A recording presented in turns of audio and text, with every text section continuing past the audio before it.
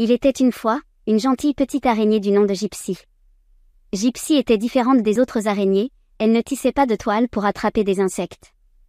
Gypsy préférait observer les merveilles du jardin et rêver en regardant les papillons virevolter. Parmi tous les papillons qui visitaient le jardin, il y en avait un qui avait particulièrement captivé le cœur de Gypsy. C'était un papillon aux ailes délicates, d'un bleu profond et d'une grâce infinie. Il s'appelait Azuré.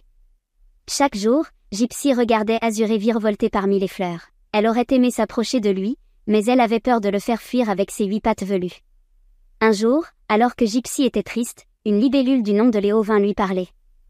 Léo avait remarqué la fascination de Gypsy pour Azuré et voulait l'aider. « Pourquoi ne lui dis-tu pas ce que tu ressens, Gypsy ?» demanda Léo. « Tu es une araignée gentille et douce, et je suis sûre qu'Azuré le verrait s'il te connaissait. » Gypsy hésita, mais finalement elle se lança dans une conversation avec Azuré.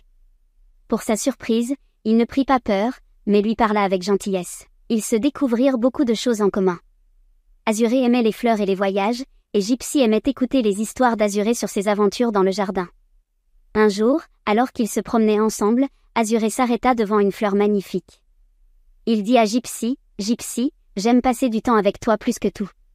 Tu es douce, gentille et attentionnée, et je suis chanceux de t'avoir comme amie. » Les joues de Gypsy s'empourprèrent, et elle avoua, « Azuré, je ne peux pas nier que je t'aime plus que tout au monde. Tu es la plus belle chose qui me soit jamais arrivée. » Azuré sourit, « Et moi aussi, Gypsy, je t'aime énormément. » Depuis ce jour, Gypsy et Azuré passèrent chaque jour ensemble, explorant le jardin, partageant des rires et des histoires, malgré leurs différences.